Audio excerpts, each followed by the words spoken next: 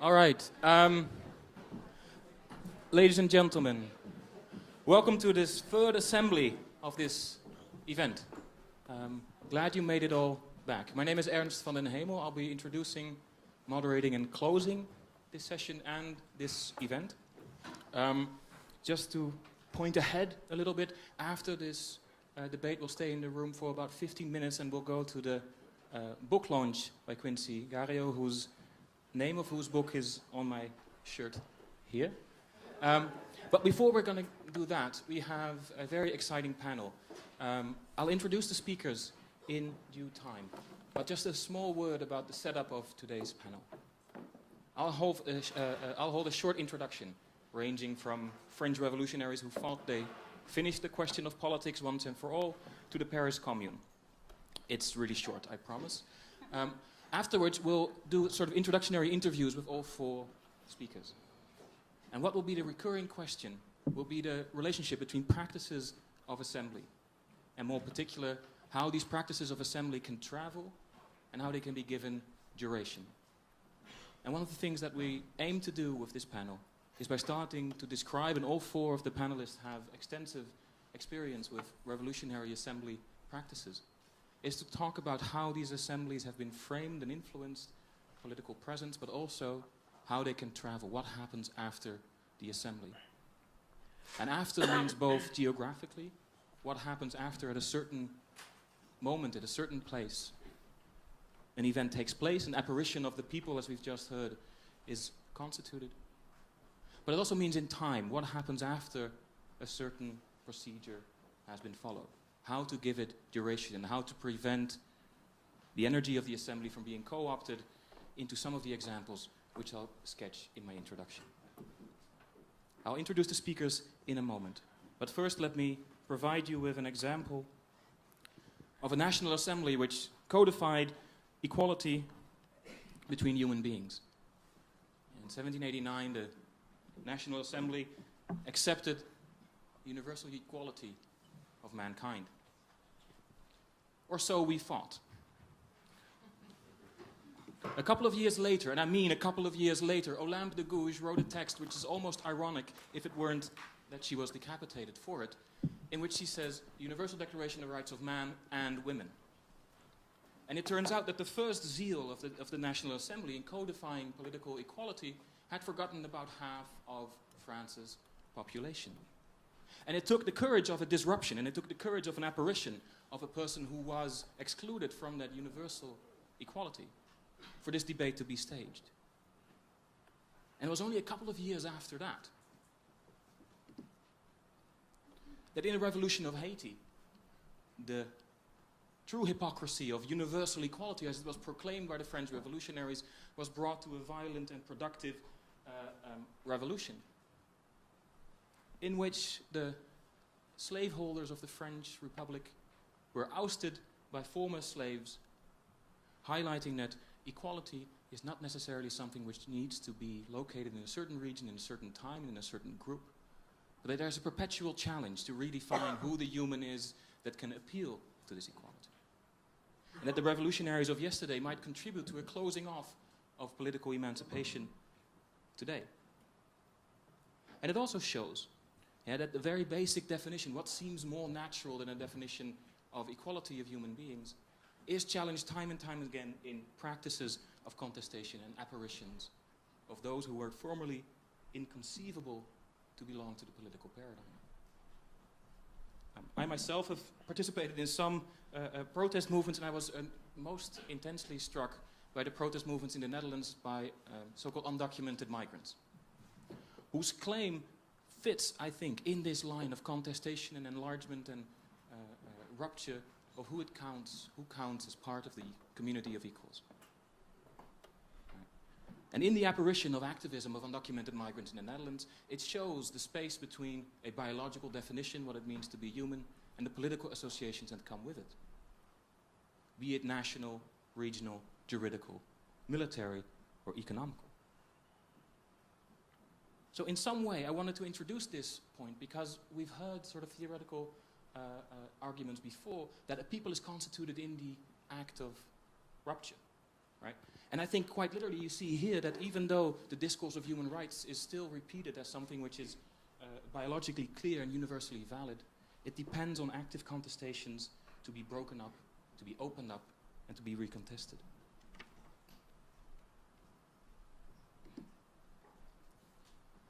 Now, if this sort of short and admittedly very short history of human rights and its contestations teaches anything about the fact that what the language you import, the language you contest is of importance, I want to give another short example of the practices of assembly and the political alineations we have afterwards.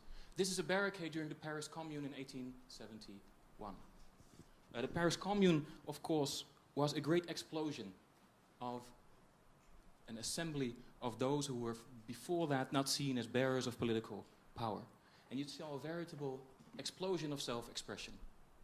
Everybody from the associations of bakers' wives to revolutionary Parisian women to city guards published their own journals, took their own photographs on barricades, and engaged in revolutionary acts of self-expression. This is a photograph made during the Paris Commune. This barricade was actually constructed by the revolutionaries, by the communards, for the specific purpose of this photograph. And they were actively using photography to express and document their agency. Photography was still a relatively new phenomenon, and because of certain technological developments, it became accessible to an ever larger group of people. And what it also included was that the Paris Commune, in the aftermath, was one of the first examples in which photography was used as a forensic device. The self-expressions of a practice of assembly, after the failure of the Paris Commune, after the Paris Commune was struck down in the Bloody Week, the photographs used to self-express revolutionary agency were then used to arrest, prosecute, and catalogue communards. And before a couple of decades, Paris was the world's capital in forensic photography, leading to an obsession with biometric identification, which we still live in today. In the aftermath of the Paris Commune, anarchist and communist critiques of the failure of the Paris Commune sort of came to a rupture, and the black flag of anarchism and the red flag of communism, which before that were struggling together, now parted ways. One of the reasons why I mention this is because in the debates in the Paris Commune, we see many of the debates we saw returning today, and you see in newspapers and you see on social media platforms recurring. According to anarchists like Bakunin, the Commune showed the necessity of bottom-up revolutions, showed the necessity of giving voice to the radical pluriformity of the Parisian people, and the Commune failed because it did not export that radical bottom-up model effectively. According to Marx, but also to Lenin, the inverse was the problem of the Paris Commune. The Paris Commune failed because they did not take over state power. They did not defeat the government of Versailles. They did not take over the Bank of France. And Marx and Lenin drew their conclusions. We don't need bottom-up revolutions. We need a party. We need a disciplinary structure. We need to control the way in which we speak about these matters. And these sort of vulgar metaphors, bottom-up or top-down, as a result of failed and partly successful protest movements, we see recurring today time and time again. And where it has led, you see that in the aftermath of Occupy as well, where fashionable communists come proclaim the need for a party, whereas equally fashionable anarchists come proclaim the need for a bottom-up expression. You see that that split persists up until today. And one of the things that we want to do with this panel, and Lorenzo already indicated it in his keynote, is not to see this as sort of mutually exclusive terms, but to start at the practice of assembly. What are the challenges of assembly? What practices of bottom-up agency work? How are practices of assembly hindered by the lack of, or the oppression of, by state power? And we want to see these two sides not as opposing sides, but perhaps, in the phrase of Lorenzo, as a Möbius strip, yeah? Where at some point this bottom-up dimension works really well and it flips into the outside, where state power might necessarily be influenced or might be provoked. And instead we need to take, that's at least the goal of this panel, we need to take a standpoint where we start from the practices of assembly. Instead of falling into easy conceptual categorizations, we need to see how these practices of assembly work, how they provoke state power, and how bottom-up and top-down mutually enforce each other or are played out against each other. This is sort of the modest, not really modest goal of this panel. And in order to do that, we want to focus on two sort of concepts. How the practices of assembly, how do they come about? How do they come to fruition? But also, how do they travel? You know, how can they be exported? How do they appeal or resonate with other practices of assembly? And the second problem, or the second challenge that we will discuss is duration. Anybody who's ever been to a protest or anybody who's ever been to some form of uprising knows something about the challenge of giving duration to a struggle. Anybody that wants to move a protest from the street to the law knows about the challenges of duration. And anybody who's seen momentary outrage knows about the desire to effectuate change on the basis of that outrage. These are modes of travel and modes of duration of the assembly. And we want to focus on that by focusing on the title after the assembly. Now,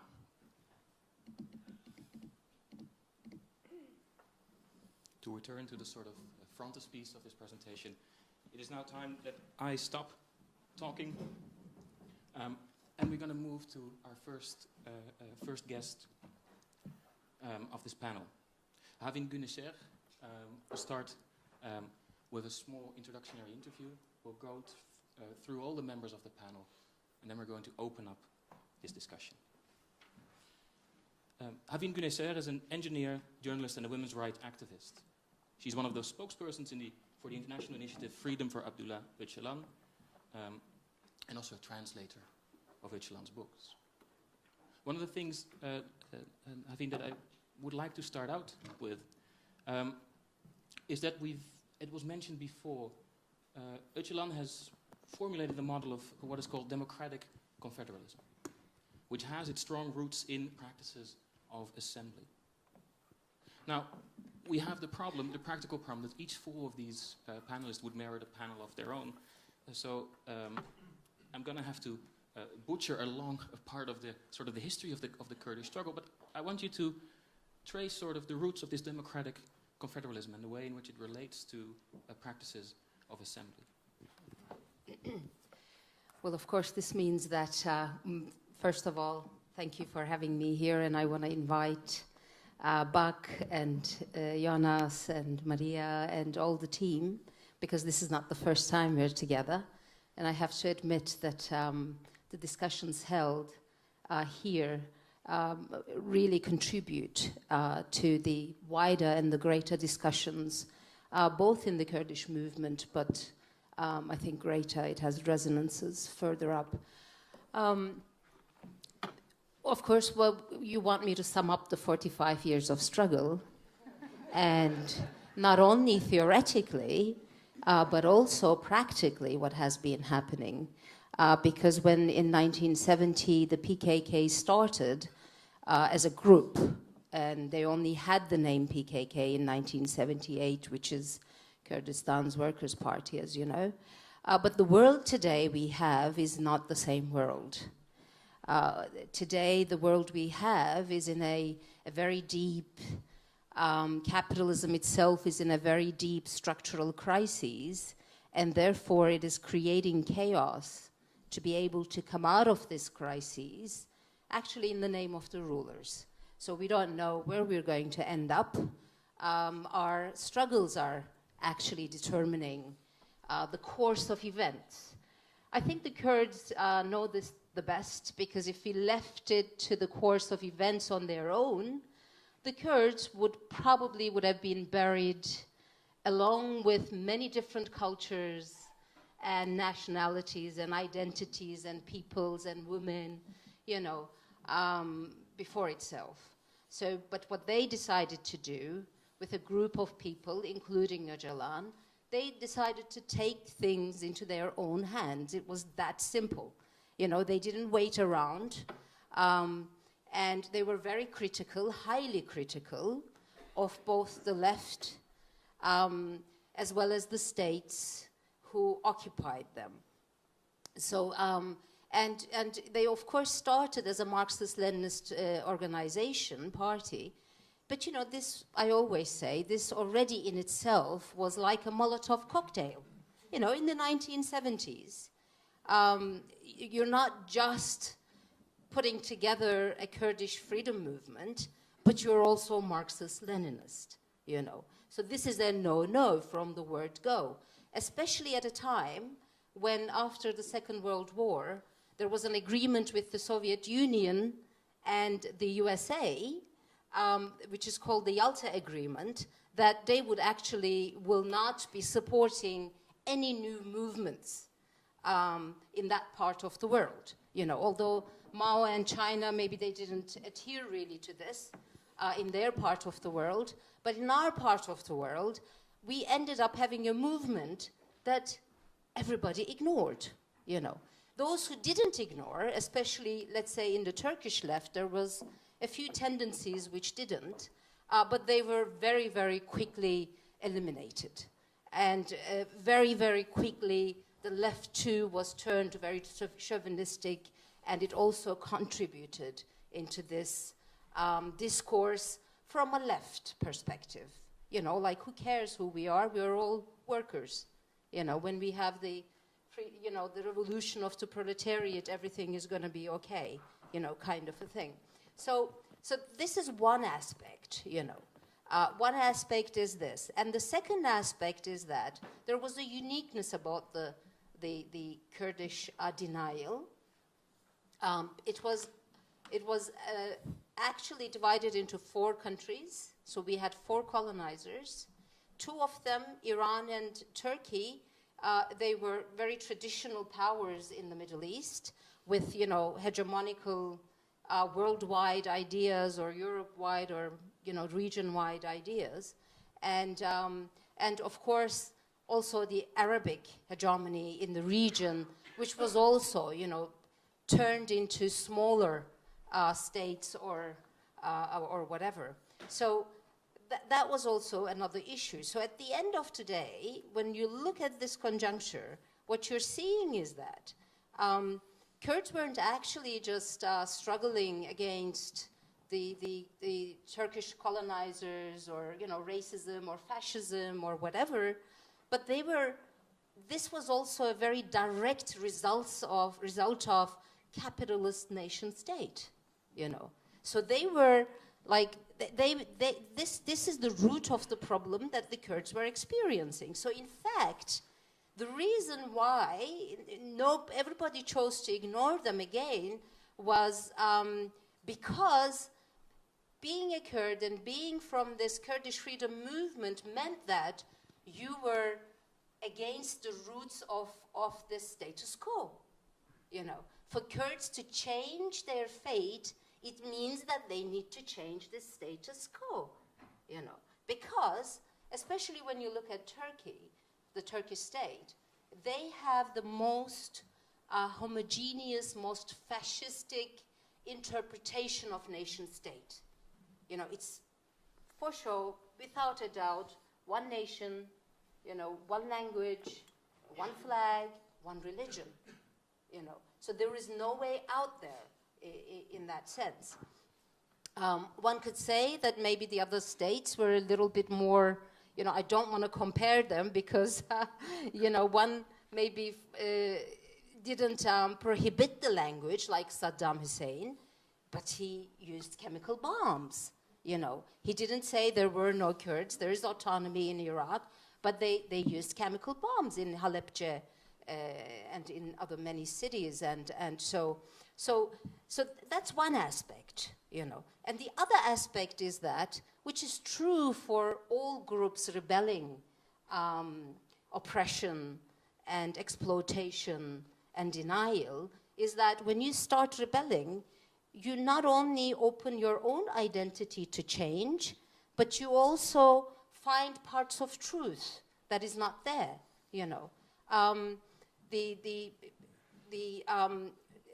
The black people who who fought against slavery, rebelled against slavery, changed a lot of the sciences that was based on race.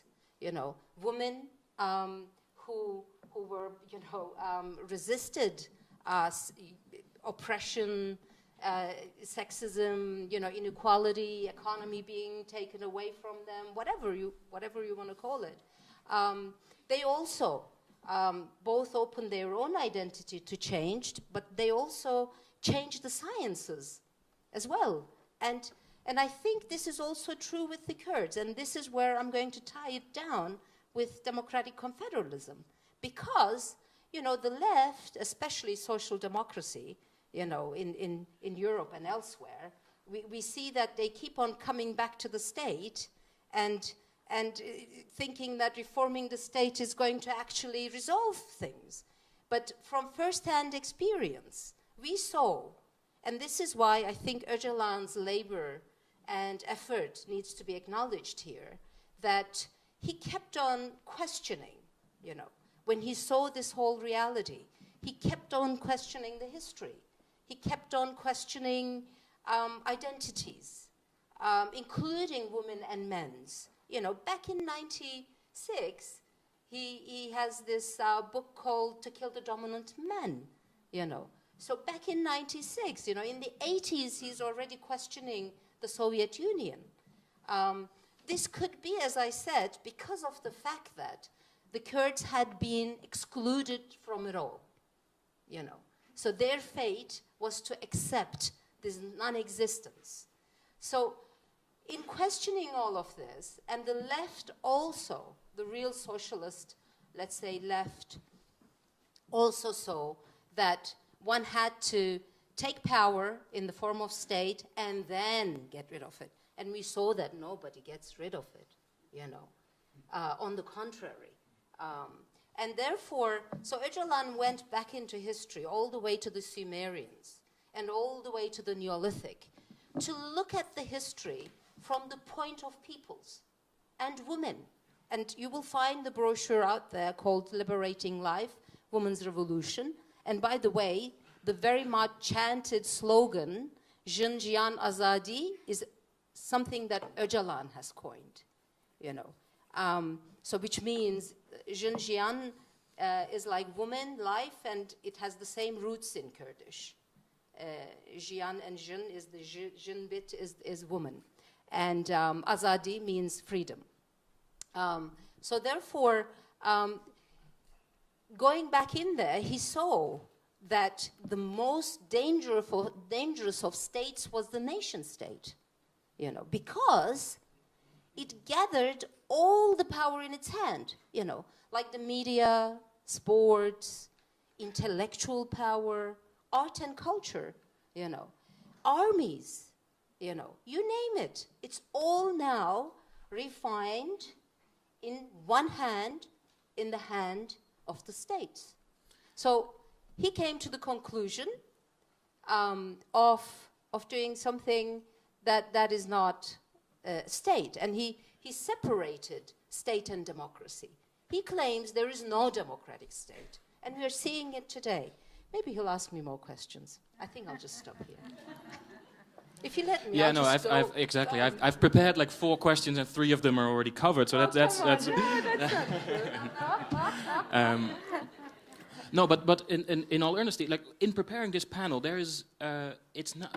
So there is the Kurdish struggle, revolutionary movement is an armed movement taking place in very different regions than the rest of the panelists and my experience can attest to.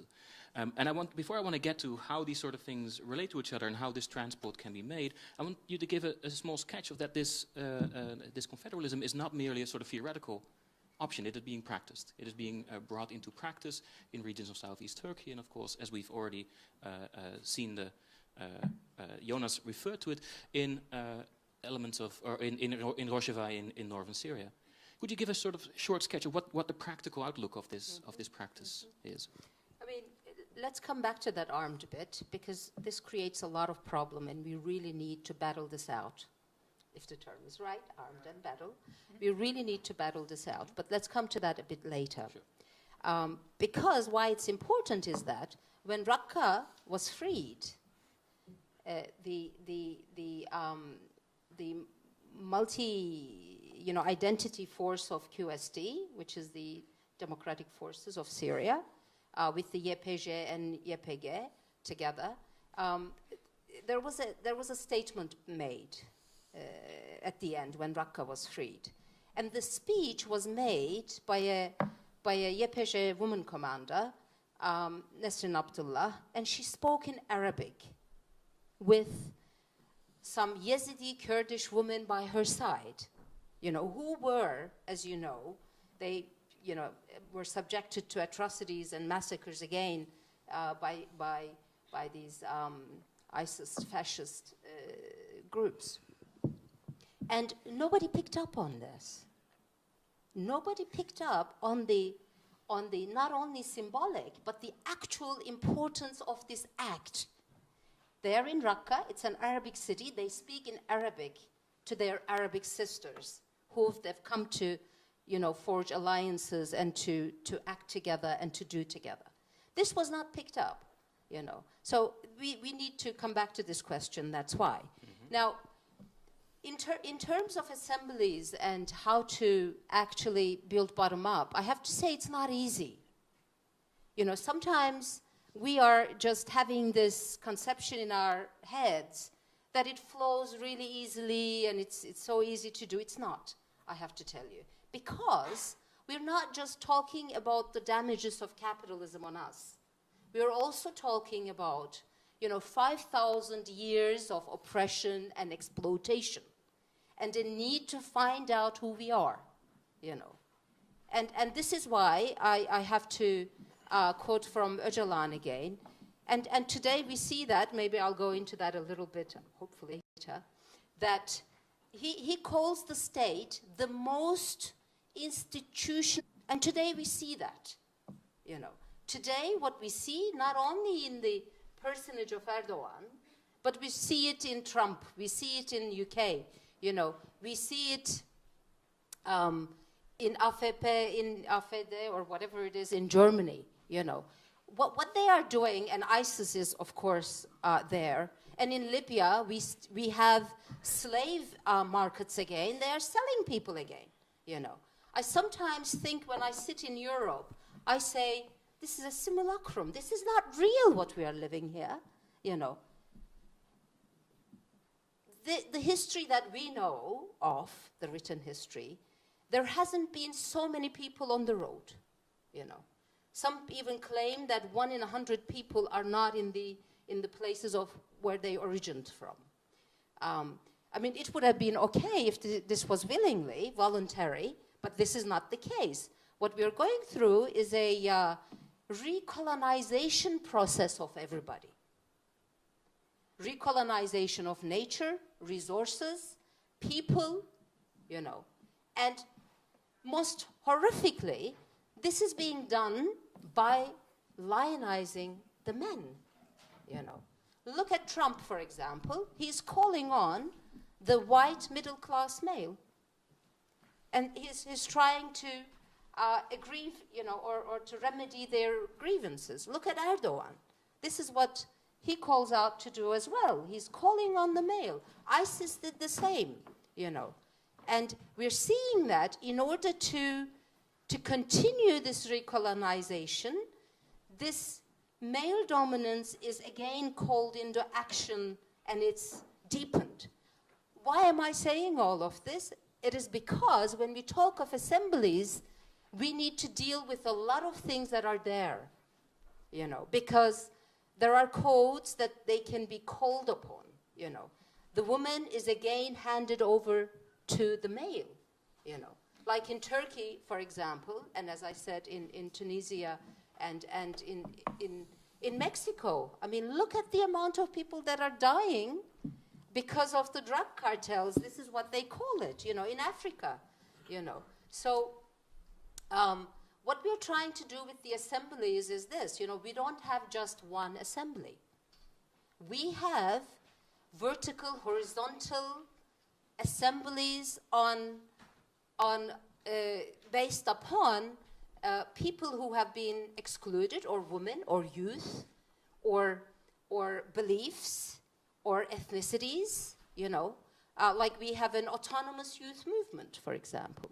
Why? Because youth also is traditionally suppressed and oppressed.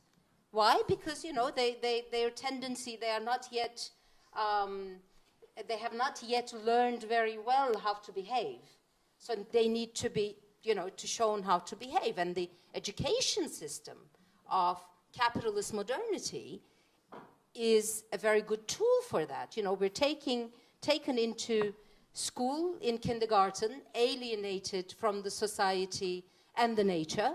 You know, basically it's the same age group, and you can't really pass over experiences. So therefore, youth is organized like this. Women also is organized on those lines, you know. So when you come to an assembly, actually, let's say it's a city assembly, or it's a village assembly, you're not actually coming there as single individuals. I think this is very important, you know. You're coming there as organized people, women, youth, whatever. And they're as organized different sections of the society, or as Assyrians or Armenians or Yazidis, you know, whatever. You're coming there, and then you are then battling out the issues. You know, if you're going to take a decision on something, then if the women see that it's not just about women, but it's the nature or youth or whatever, you know, then you have the potential to be able to discuss it out and reach a better decision, you know, that whether it's going to be more ecologic, more democratic, or whatever it is. So, and this was actually the importance behind the co-chairs as well. You know, people thought, okay, it's just one man and woman. It doesn't work like that. I mean, men is already organized, you know, although they don't have to have their own unique organization. I mean, the state, it's organization. So the woman has to come there, and the youth as organized forces. We should not be scared of that word. You know, being organized is not a bad thing, because this is what capitalism is trying to tell us. As if our freedom is just going to go. Can I? All right, I heard some enthusiasm there. That was all right. I'm gonna suppress the 10 questions that I have, and I just want to pick up on something. How you reacted to my question on the revolutionary armed dimension of it. And one of the things that I realized in preparing this is how common it is in narratives of violence to provincialize it. First of all, externalize it, but also to circumscribe it in a certain area. Right? And I want to use this, because we're going to come back to the sort of resonances between these projects more clearly. But I want to use this to address a practice of assembly and a practice of activism that has highlighted perhaps the presence of violence within, for instance, the UK in a very productive manner, shall we say. So I think with your permission, I want to move towards the second speaker, KUCHENGA. KUCHENGA is a writer, an agitator, an avid consumer of all culture. She's a black trans feminist, member of Black Lives Matter UK, and the Bent Bars Collective. KUCHENGA, I just want to focus a little bit on one notion that we've also seen with leadership and with discipline, that we've seen arising out of Havin's participation. And how do you negotiate in the context of Black Lives Matter UK, and specifically also the relationship to, for instance, queer and trans items? How do you negotiate leadership and spokespersonship? And you can use this question. We've prepared this debate in a sort of informal, or this panel in an informal manner, and I've invited all the speakers to shamelessly diverge from my questions. I hope you don't mind. But so this idea is basically, how do you negotiate these forms of disciplined leadership in the movement of Black Lives Matter UK? I think we have to think about the legacy that Black Lives Matter is extending, you know, and in terms of, in the US context, with it being founded by 3 Black queer women, they're very much fueled by Black feminist history, which is necessarily intersectional, which looks at issues of race, of class, of gender, and how those are able to operate concurrently on our bodies. I think, yeah, to talk about how we have dealt with those issues in the UK context, I should probably talk about how I became involved, because I started to volunteer for Bent Bars, which is an LGBT prison pen pal project, basically. We write to LGBT people on the inside. And in January, I think it was, I was contacted by Black Lives Matter in solidarity. They wanted to come and support us because we were doing a vigil outside of a prison in North London for trans prisoners. I was really touched when they contacted, because as a Black trans woman, my experiences historically of being ostracized, erased, not wanted. So the fact that Black Lives Matter reached out was a sign of them being truly intersectional and me wanting to get involved.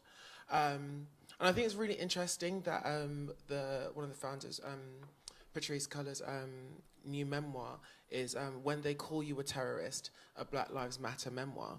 Because when I went to their first meeting, I was really surprised that they were really nice and that they were super, just really intelligent people with really diverse skill sets who love vegetables. You know, and that's just not something that you read in right-wing media, basically. I'm making notes, vegetables, and I didn't think I would have written down that word. Yeah. Yeah, so I thought it was really interesting also when you spoke about the revolution in Haiti, because I think because of our understanding of Black political education, we are now in the process of decolonizing our minds. We know that we existed in that there was a Black Egypt, that there were Black people who traveled the world, that there were Black people in Americas before the conquistadors, that we traveled everywhere, that we have a long history. And I think the racism of the Enlightenment, which validated basically the factory farming of Black bodies, I think we all have the image in our minds of the bodies on the boat, and that was a process of animalization and dehumanization, and that there was that part of the colonization model was to take away our histories from us. So I think Black Lives Matter is a real, it's an uprising, and it's also a decolonizing, basically. Yeah.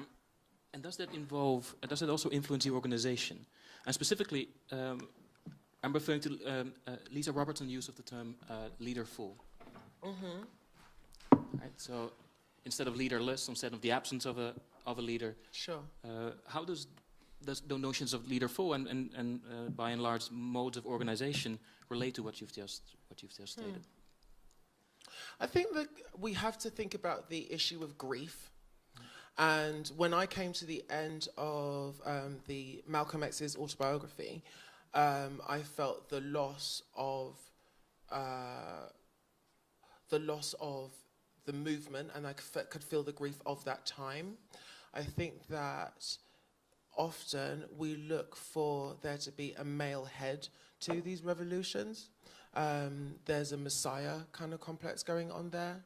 And I think we have to, that there is the issue of grief with the way it pertains to the African diaspora, is that it's been the case that those leaders are picked off and assassinated, and that's something that's been really demoralizing. And so whether that's Patrice Lumumba or Malcolm X or even if they're not killed off, practically it's to rip them out of the movement in the way that Marcus Garvey was, or Toussaint Louverture and stuff.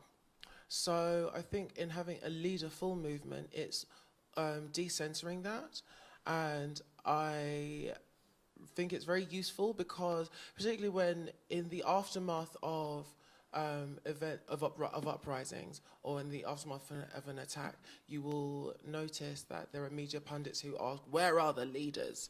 You know, that if in the aftermath of terrorist attack, you know, going into Muslim communities with Islamophobic intentions and asking, you know, where are the men who were talking to these youth? And in actual fact, we need to foster the leadership skills of everyone, and I found that to be really enriching in working with Black Lives Matter because all of our voices are equal, and so it's something that it imbues everyone with confidence, to be honest, and it's really useful because you're not so easily picked off. Right. Yeah. So it's not just this matter of the ideology connects to the practical need of a movement as well, yeah? But there's also the fact that I really like thinking about Black Twitter. And whenever in media they often refer to Black Twitter and there's no leader.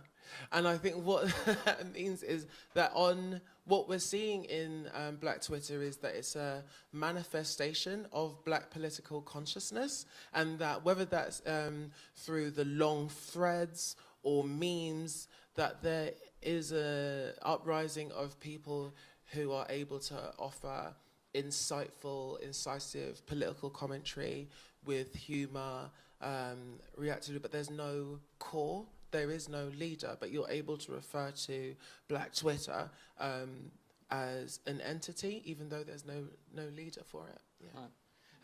Can I just ask about the UK context real quick? Because I think most people have associations with Black Lives Matter as the originating out of the United States context, and it's in the UK it seems to resonate both with localized history and current political needs. Why do you think that is? What is the resonances with the UK situation? I think the focus on the US is just evidence of colonial thinking, really, you know, they're so strong.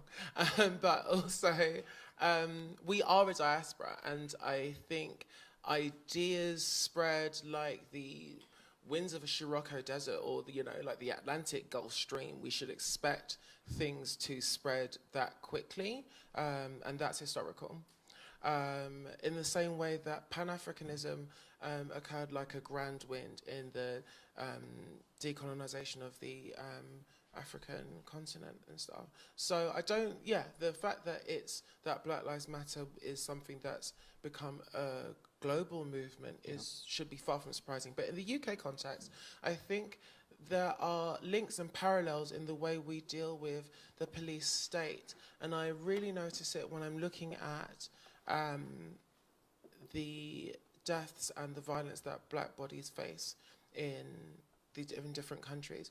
When you're seeing Eric Garner on the floor, you know, pressed into the ground, and then you're seeing Rashan Charles, who is pressed into the ground in North London, or you're seeing police in Paris and, you know, so I was choking on the words of what they did to Thea,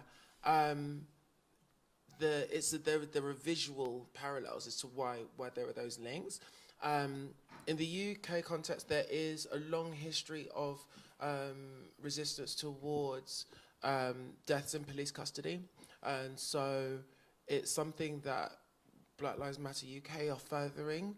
And you know, there's the British Black Panthers that existed throughout the 60s and 70s. There was also the Scrap Sus campaign of the 80s, which was against police brutality and discrimination of the Met Police Force. And in more recent times, there's United Friends and Family campaign, because there are so many deaths in police custody and no one really no one's accountable for those deaths.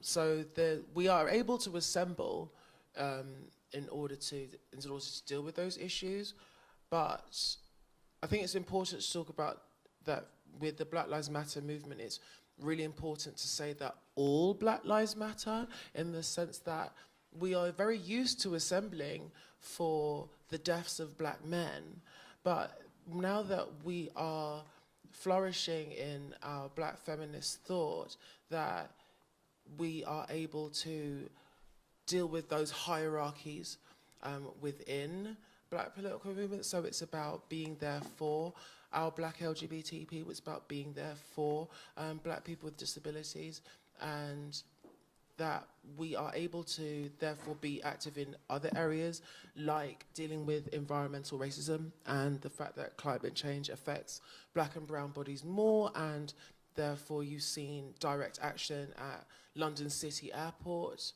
and then there's been, you know, online campaigns with that also, and that there's an overarching that we come together to deal with prison abolition as a long-term, like, realistic project. So yeah, if we look at Angela Davis saying our prison's obsolete, then the answer is yes, and that we are involved in the long-term struggle of changing the world for the benefit of everyone. And just one final question. In this activism, how do you relate to political parties? Do you feel supported? Do you look for coalitions with political parties? Do you keep your distance from them? What is the strategy then? I mean, yeah, we're not going around to Theresa May's for tea, but but I can scrap that hypothesis. Yeah, all right. If we could. There are so many groups that we work with. It's really important to talk about the people involved in anti-racist campaigns throughout Europe, like Jessica de Abra, who works against the anti-racist campaigner from here, and like Quincy Gario is been involved in the Black Pete campaign. Modi and Tambwe in Belgium. There's Black Lives Matter in Berlin with Shaheen Shabazz and Diana Arce, who does the white guilt cleanup. In terms of the political groups, there's Sisters Uncut in London, who we do a lot of. Yeah, they do actions against for direct action and occupations in relation to the domestic violence cuts that we've been facing under the Tory government. There's the Mwasi Collective in Paris, like it's an Afro black feminist organisation in Paris that we work with. There's also Afro Conciencia in Madrid and things. So of course there's political alignments, and we will work with those people, but we're not a reformist organisation, so we won't be sitting down at the table with croissants and coffee and stuff. That's not happening. Yeah, one of the reasons why I ask as well is because in the Dutch parliamentary context, it's so incredibly rare to find people who appreciate intersectionality, who appreciate notions of speaking of how race leads to all sorts of divisions in Dutch society, and that's one of the reasons why I think we've asked. But I guess we'll return to that to that topic as well. Kate, if we can move to you. Kate Shea Baird is a member of Barcelona Commune since 2014. She coordinates the platform's international committee, which organized the Fearless Summit, Fearless Cities Summit in June 2017, which was, and it was already mentioned in the previous sessions. It focused on bringing together municipal platforms as a sort of organizational horizontal horizon. She also writes really articles for Roar magazine, but I would want to basically ask you a question that allows you to introduce your agency a little bit more. Can you explain a little bit more about that role of the municipality and of the role of a sort of regional autonomy in your political struggle. Which is just basically a really cheap setup to talk about your movement in whatever shape, whatever shape you want. But I could also, if you want, I could also draw a sort of wider introduction so you can think about your answer a little bit more. But no, in all seriousness, one of the reasons what resonates with the setup of this panel is that there is a sort of origin in protest movements, in terms of origin in assembly movements, and that one of the reasons why Barcelona and Commune is such a exciting movement is that it's trying to give precise duration and sort of autonomy to sort of local practices of assembly. And I was just wondering if you could reflect on that impulse. Okay.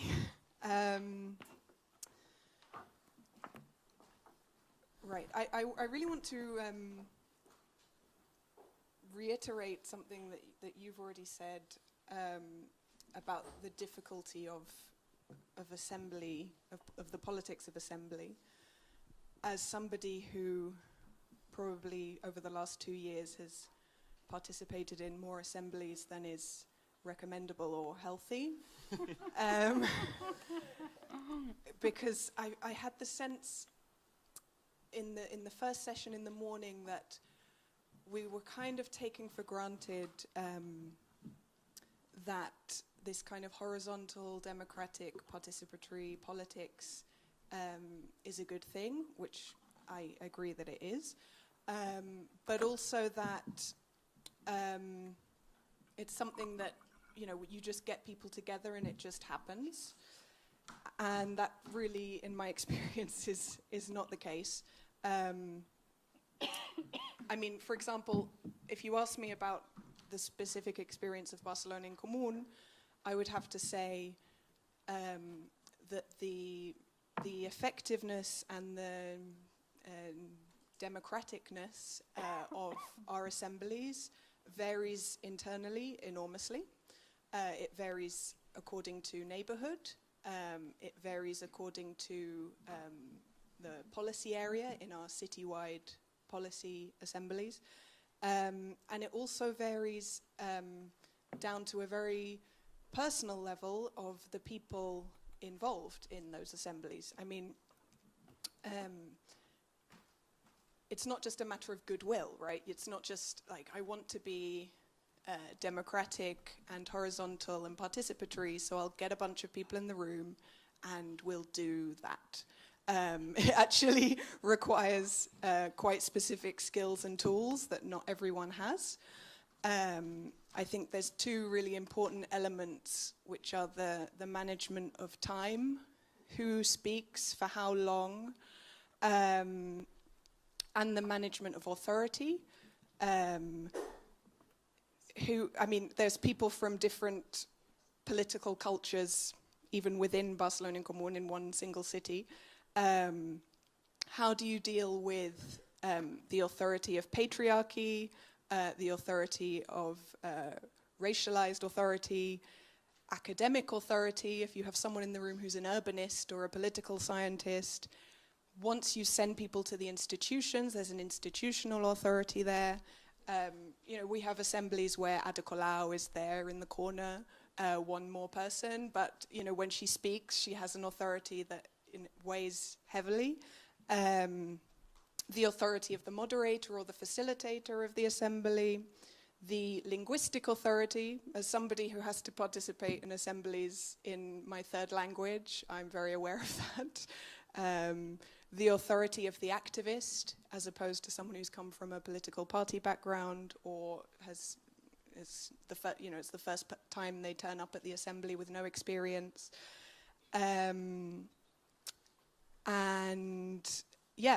So unless you have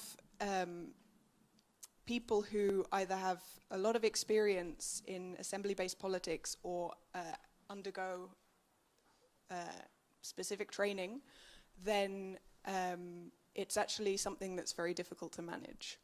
But you succeeded quite successfully, right? We've succeeded quite successfully. Yes. Well, we won an election, which was great. Like I was saying before, it varies internally. So we have some neighborhoods where we're politically stronger, where we get more votes, we have more supporters, others where we're politically weaker. We have some neighborhoods where the internal composition of the assembly is more, let's say, indignados-y, people more from a kind of new political background. And others, because Barcelona Commune, I don't know if you know, there's this kind of official narrative which is the indignados won City Hall. And that is actually true, which is good because you don't want a narrative going around that isn't true. I think it's epitomized by one of our councillors who's called Galapin, who was one of the kind of driving forces behind the Indignados in Barcelona and is now one of our councillors. And I think it's important to keep telling that story because not everyone knows that that has happened in Barcelona. But at the same time, it's a bit more complicated than that. And Barcelona Commune is a platform that was set up by activists, but it's actually what we call a confluence, which is that it brings together activists, people from different political parties, the more traditional communist left, Green parties, Podemos, people with no previous experience in activism or politics. And so in the different neighborhoods, there'll be a different mix of those kind of profiles. And some of those profiles are people who have a lot of experience in the squares and in this kind of consensus-based decision-making, and some come from a very different political tradition. And the composition of each assembly really affects how well that assembly works. So it's something that I think is a constant work in progress in that regard.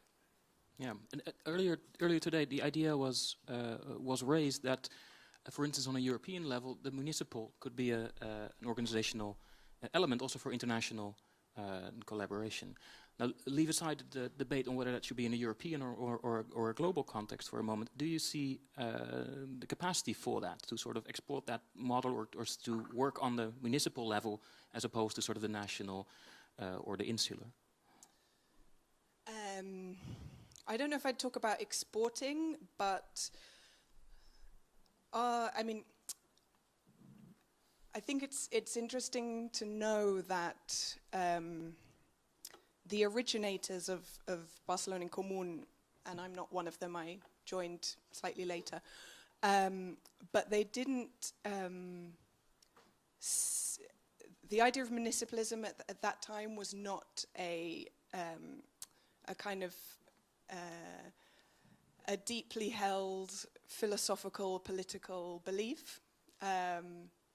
It was actually more of a kind of very strategic bet at the time. There was actually an internal debate about should we go for the Spanish election, should we go for the local elections? Well, it seems like it might be a bit easier to win at local level, so let's do that and see how it works. But actually, the experience, both our experience and our observations of other experiences over the past 3 years have actually turned us into convinced municipalists.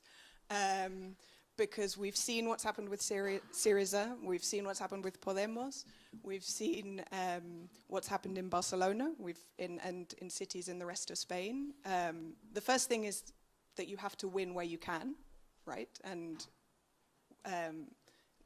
we're actually seeing both electorally, where in Spain we've actually won city governments, but also win in terms of making concrete changes, however small they are. I mean, the importance of small victories, because it's one thing to say, we're going to set up a global political party and we're going to overthrow capitalism, but that's very difficult, and maybe you set that goal and you end up not doing anything. Whereas if you say, I'm going to build a new bike path, or I'm going to improve the position of undocumented migrants in the city, or I'm going to fine Airbnb, or I'm going to build public housing. Okay, you're not going to overthrow capitalism, but you're going to start showing people that another world is possible with very concrete things. And I think that relates back to the woman earlier who was talking about the north of England and how to engage people. You're not going to engage people with abstract theories. You're going to engage them by showing that things can be different. And is the accusation of being a reformist then raised? And if so, how do you react?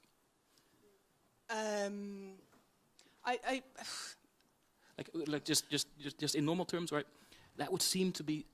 I have some experience in activist circles as well. That would seem to be something that I can imagine happen, right? When you see that you kind of lose the sort of certain impulses that were prevalent in, for instance, the Indignados movement. Yeah. Is it something that you negotiate? I like to think of it as this kind of radical pragmatism. So your goals are radical, but you actually want to get stuff done. I mean, a lot of people in Barcelona Commune have no previous experience of party politics. I'm one of them. And I'm not interested in sitting around and just talking about the perfect revolution. I'd actually prefer to change something, and if that makes me a reformist, then don't care. Yeah.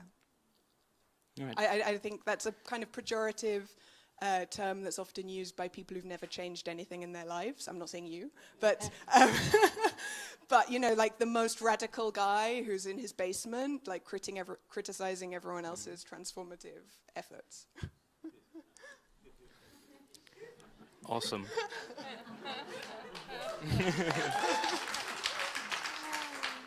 Because it is a well-known phenomenon, no? The sort of stagnation of sort of radical critique and pragmatism and these sort of things. And for me, this sort of Barcelona Commune is an example of pushing that quite far into the sort of the practical regions, to the extent that there is a mayor who came out of this movement. I would want to talk a little bit more about this when we start drawing comparisons, but I think this would be a really good moment to switch to Birgitta Jónsdóttir, specifically also because these sort of transport, how to move from certain registers to others, how you switch and how you sort of keep your sanity in the process, is something that I would really like you to reflect on.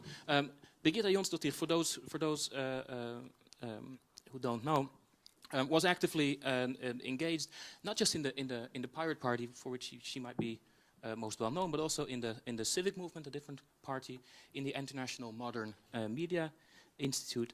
But presently, she's a poetician. And Birgitta, I basically want you to provide the sort of trajectory from perhaps these sort of assembly-based anarchist kind of roots towards your foray into constitutional politics and back. And you made it, and you survived, and you're here with us. And I want you to... I'm not dead yet. No. And I want you to reflect on perhaps this notion of transport. What in your engagement with the Pirate Party, can you tell us about the transformation of energy from the street, or the pressure that certain economical realities might create, into a sort of parliamentary arena? All right, so I'm gonna do like I promised. I'm gonna deviate from the question.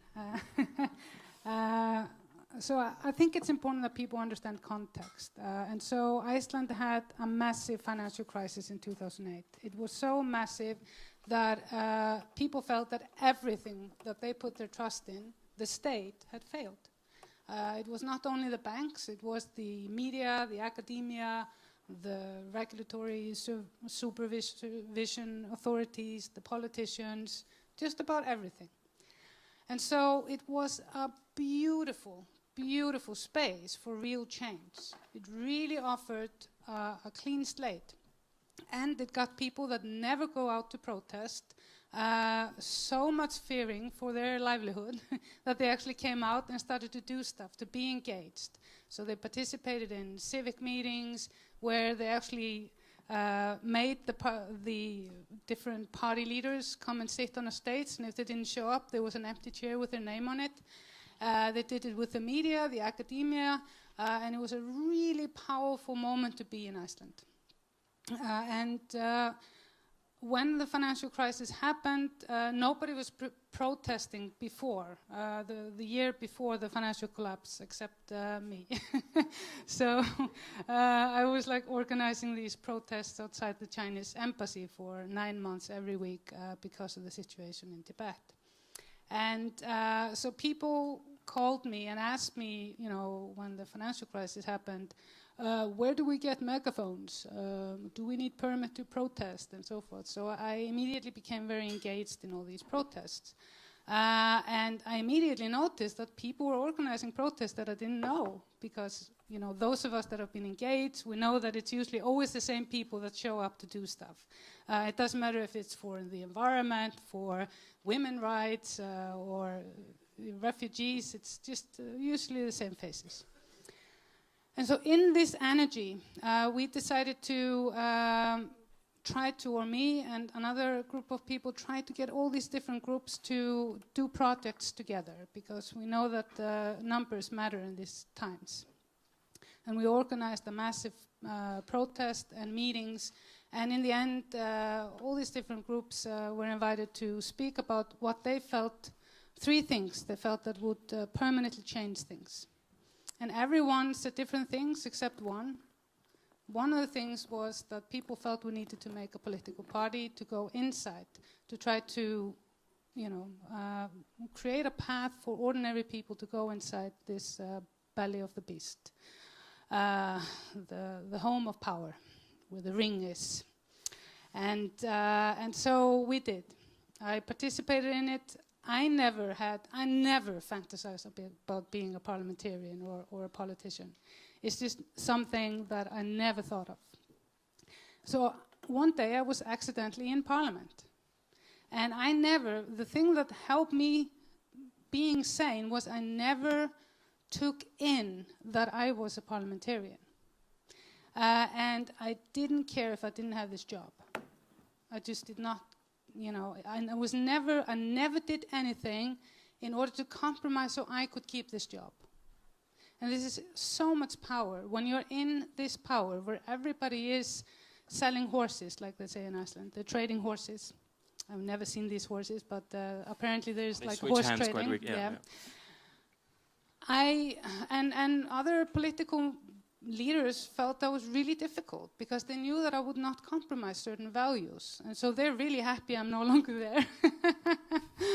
But in all of this sort of movement and energy, one of the things that the people were calling for in Iceland, like in the protest, we had like, I don't know, many of you have heard about these big protests that we had in Iceland that were so empowering. It was like, you know, coming with and being with your tribe. You know, we were like doing like vanhæf ríkisstjórn. Again and again, lighting fires. We took the Christmas tree from Oslo and burned it, and it was just amazing. And so, can you imagine getting these dirty protesters inside Parliament? That was pretty scary for a lot of people there, and they were really nervous when we got in, like me and my 3 other MPs. But in all of this energy and all of these demands, they wanted the government away, they wanted the central bank manager away, and they wanted the head of the financial regulatory away, and we got all of that. And it's all superficial stuff. I mean, eventually you get new government, you get new bank manager, you get new head of the financial supervisory.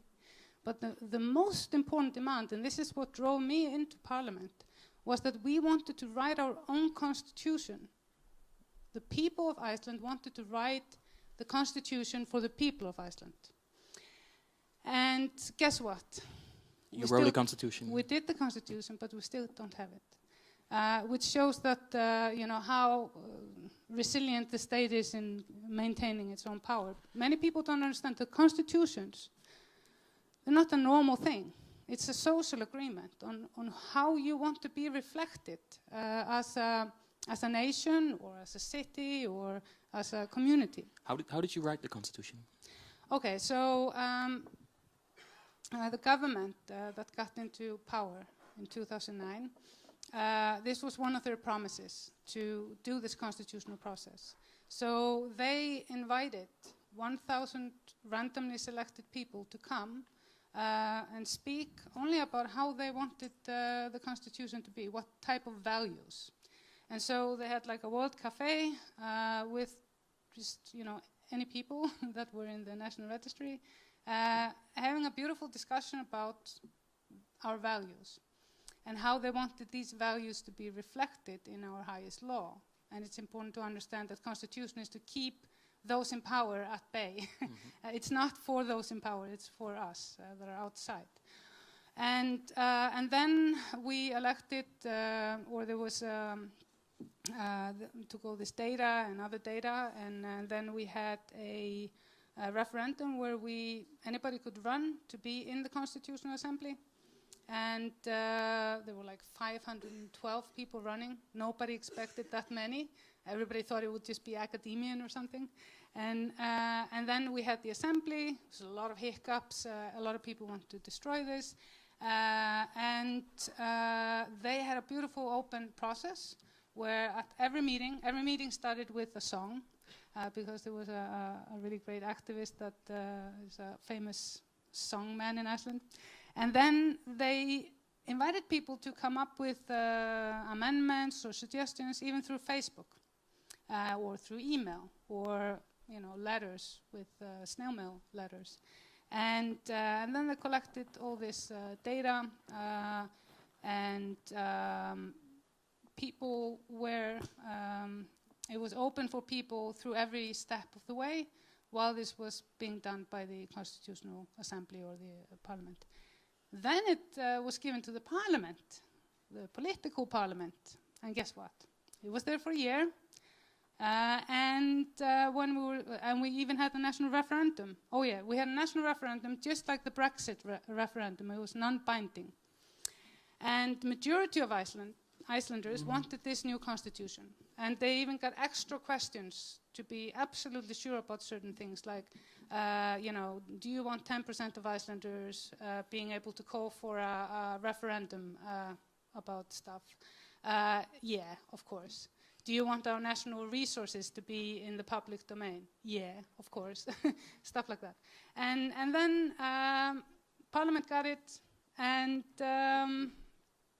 it just, in the last days of the Parliament in 2012 or 2013,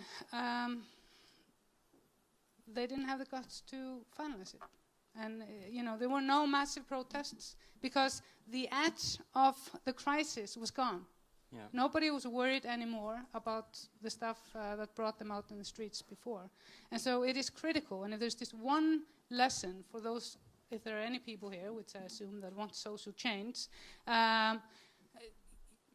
be prepared, be ready with stuff, and then do it quickly. Do change quickly, because it's easy to get these unexpected new allies that come out during any types of crisis to go back to normal. And it has to be something that makes, like you've been doing in Barcelona, that makes people feel that their time is not wasted. There has to be some recognition that your effort and time is worthwhile and it's going to result in something tangible. Just to practice.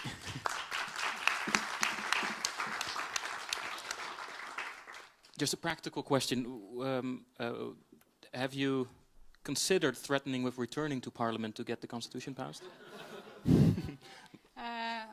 I'm just so much enjoying this freedom of just being able to say whatever I want and never have to think about if it's damaging for the greater good of the party, and just not all this burden of responsibility that I was having. I helped co-create these parties, and anybody that's created a political movement knows how much work it is. It's like you're just there, and I realized just a week after I said I'm not going to run again, and I looked at the sky and I saw it. And then I realized, wow, I've just been, I wasn't aware of how heavy it was. And so it is important, as soon as you feel burnout, as soon as you feel that it's not giving back, you have to get out, and it doesn't matter what type of activist you are. I've always been an activist in parliament. And I was just in severe burnout. And the notion of going back in there is like, ugh. It's like, eating cod liver oil. So, yeah, it wouldn't be convincing if I would threat it, because I'm just like, freedom! So one of the things that you've just mentioned is that notion of duration is also dependent or should be based on a good analysis. All right, what is the momentum now? What are the things that we need to act on now that this moment of crisis has given rise to this particular form of assembly? Because that will inform the way in which you can give longer duration to the rest. Mm-hmm. Yeah. But we have to do stuff that lasts. Like the changes that we do, they have to be, as permanent. Like everything is changing, but it has to be, so it survives the next set of government, because we have this, and we have to remember that the old school parties, they're all in this together. They're pretending. This is all a theater. It's a theater of the absurd. You go and look at the chamber, and it's a theater. And there is so little power claimed in the parliaments. We have outsourced all our power to the executive. And this is something we have to be aware of. So whenever we want to overthrow something in a pragmatic way or in a radical way, I don't care, you have to be aware of it's not enough just to change heads. You have to change the system. Thank you. If I can just, at this moment, I want to open it up towards the panel and allow for some reflection of these different contexts. One of the things that we've noticed is how much resonance there is, no matter how different these contexts are. Creation of knowledge, the pressure of the moment, and the way in which that leads to creativity are just a couple of the resonances that I feel. But I just want to open it up. One of the things that I wanted to ask you, but we were out of time, so I, as politely as possible, moved on to the next speaker. One of the questions I wanted to ask you is how the Confederalist model, which in your writings you've argued for, should be seen as something that can be a transnational movement. Right? What you've seen here in this panel resonates with your ideas of seeing a form of confederalism not just as a sort of regionalized solution for the Kurdish question, but a more broader, sustained reflection on political organization. Mm-hmm. Well, I think first of all, it won't be an exaggeration to say that we're all actually on the same boat. Whether we are Kurdish, black, transgender, or Icelandic, or, whatever we are, at the end of today, no, really. At the end of today, it's this oppression and exploitation that is universal. And the issue of freedom is also universal, So therefore, I think in relation to the first question that you were asking, and then I will come to this world confederalism issue, is that when I said that when a group rebels, it opens its own self to differentiation, is also true for the Kurds. They started with a more, almost like every other national liberation movement that was Marxist-Leninist. And then, throughout the struggle, though, which took 45 years to get to today, which meant that Soviet Union collapsed, feminism took a high turn and then a low turn, and etc. That at this point, what it did is it collectively built a collective identity together, and it wasn't an identity that is defined by, past Kurdish rulers or whatever. It's an identity which now we describe as democratic nation, which does not mean a Kurdish nation which is democratic.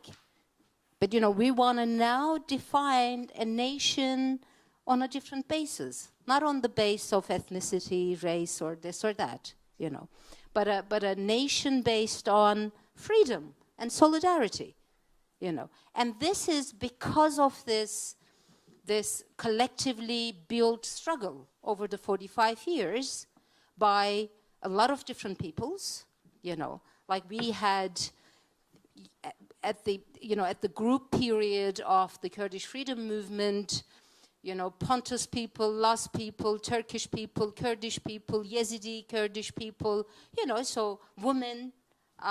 So therefore, and throughout to today, therefore, where it came is this democratic nation, democratic confederalism, so a non-state, a non-social political system based on, you know, on changeable identities.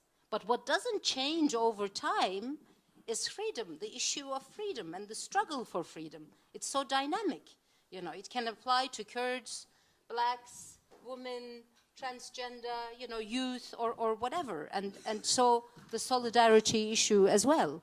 And so the universality, therefore, of democratic confederalism or world confederalism comes from here. You know, the state apparatus or nation state has not only denied, assimilated, annihilated the Kurdish people. I mean, let's look at, you know, people in Europe. I live in Cologne. There are Kölsch people. Don't mix it up with the beer. It's also a beer name.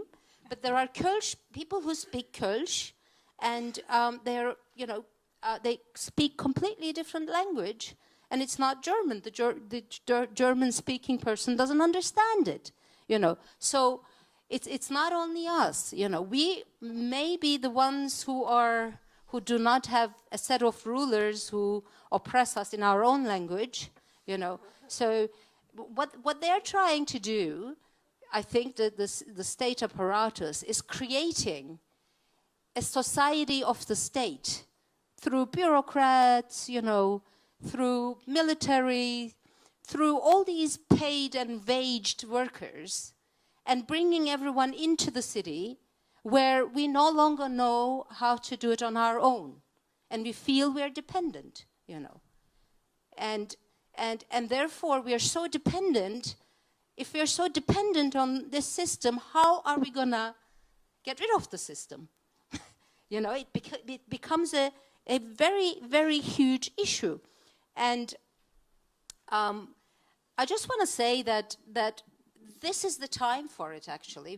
We incidentally have a new slogan for this phase. You know, we say the time has come, not only for Öcalan's freedom, but also for Kurdish women, people's freedom. The 21st century is a time for this. Capitalism would like us to believe it's the end of time. They want us to look for life, you know, outside of this world, precisely because there's a potential, just like there was before the World War I, of us creating something different, of people. You know, back then it was the Soviet Union and other things elsewhere.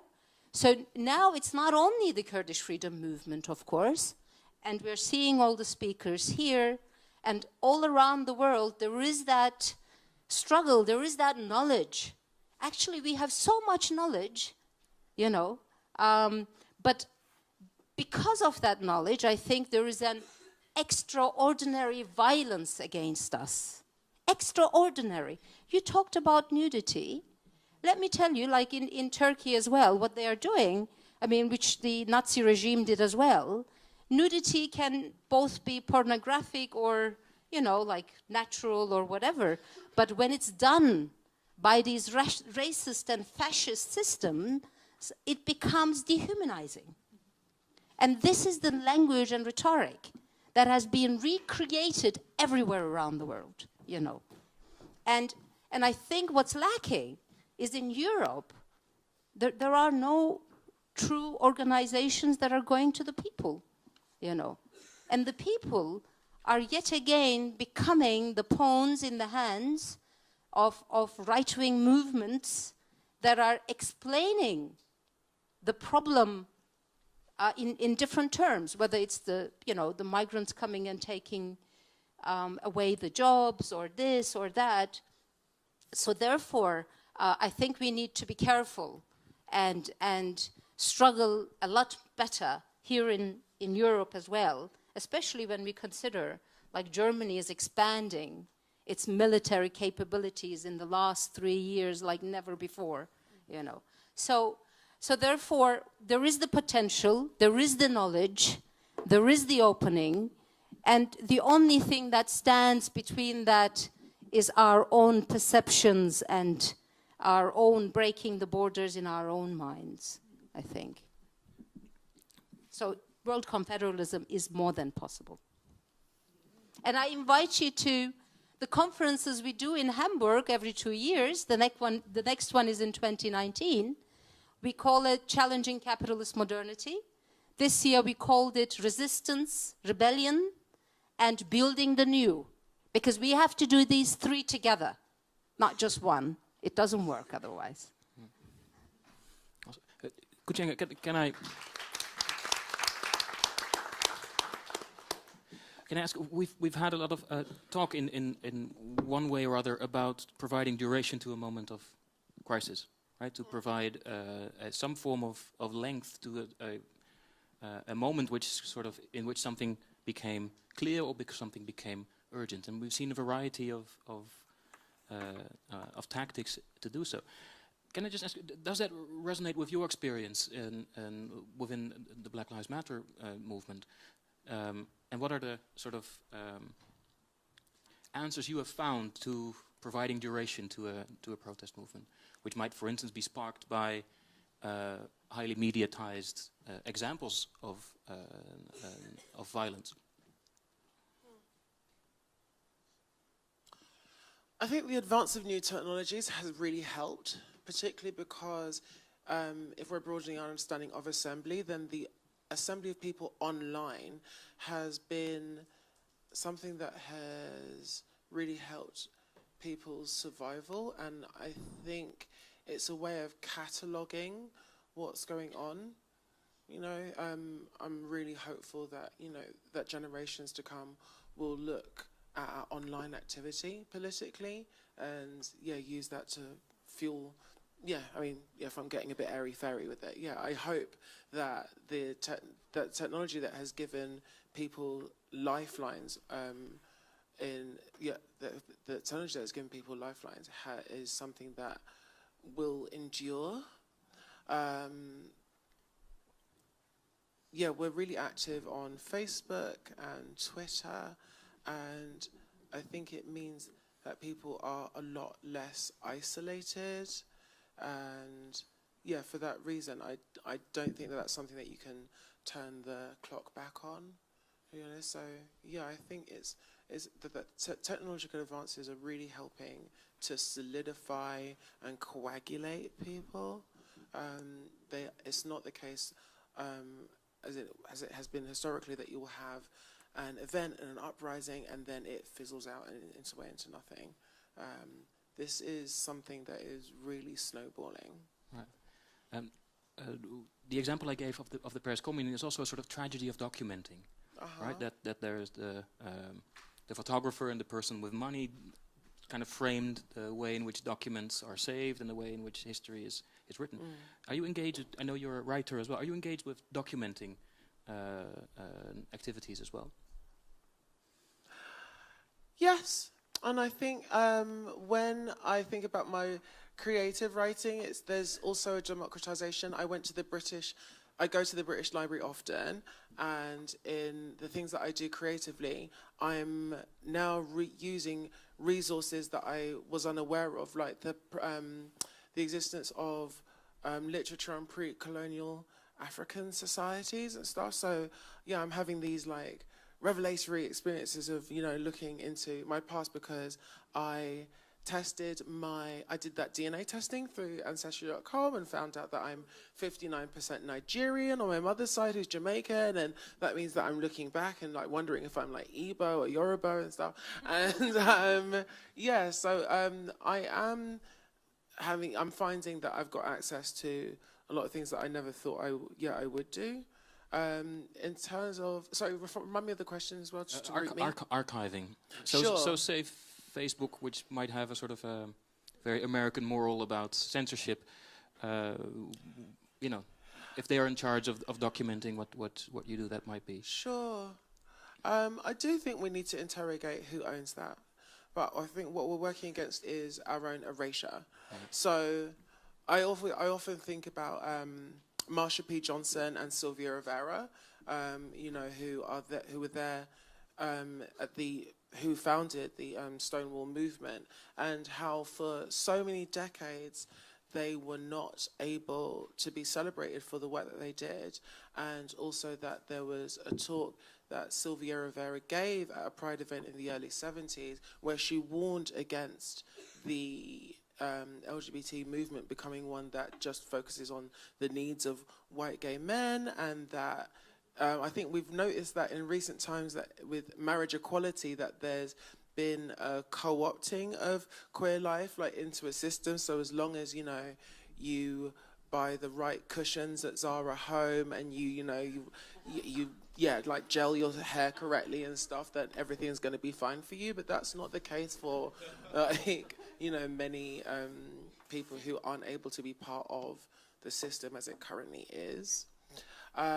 So that cataloguing and the being able to represent ourselves in media is really being helped also by the creation of new media spaces. I think of Galdem magazine in the UK, which has become an online platform for women of colour, and also Black Ballad as well, which is another online platform for black women where you're able to, we've got new media spaces and you don't need to be mitigated by an overseer. So yeah, I'm very hopeful for the new culture and the new media that we're creating. And I also am inspired by Bell Hooks, obviously, and her creation of the Bell Hooks Institute in order to preserve her work. There's a really poignant story about Zora Neale Hurston, the African-American author who wrote The Eyes Were Watching God, and that we almost lost that manuscript to that book because it wasn't valued. And Alice Walker talks about that in Search of Our Mother's Gardens, the need for us to protect.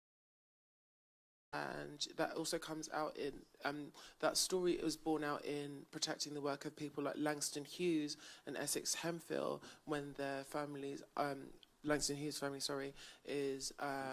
was reticent to share his works with the maker of, I forgot his name, Isaac Julian, that's it, and looking for Langston and not wanting to have his work included because they didn't want that to be included within a gay narrative. So I think for artists and creators today, we have more technologies to help preserve our work, and it's really important that you make sure to do that whilst you're alive. Kate, can I invite you to reflect on whatever you want, first of all, but secondly also Birgitta's point. Did the Icelandic example inform your activities, for instance, or is there something in what Birgitta stated that applies to the predicament in which you're in the middle of? Yeah, I'd like to pick up on the sustainability, durability point, the burnout, and I think we're very aware in Barcelona and Commune at the moment that our current ways of working are not sustainable. And we've had a very intense effort over the course of about 3 years to win the elections, keep our government alive, and enact our policies and build an organization outside of the institutions. But the current, it's not sustainable in terms of human life. And we're really making an effort now to work on the issue of care and the feminization of politics in terms of the amount of hours you have to be in assembly. We all love assemblies, but there is life outside. There should be life outside of the assembly. Digital tools can also enslave you. We use Telegram, and I wake up, the first thing I look at is the Barcelona Commune. I was going to say the hundreds of groups that I'm in. And that's the last thing I do before I go to sleep. The issue of childcare in our activities, the issue of food, the issue of emotional support. And if we don't really start, some of those things we already have in place, the childcare we have in place,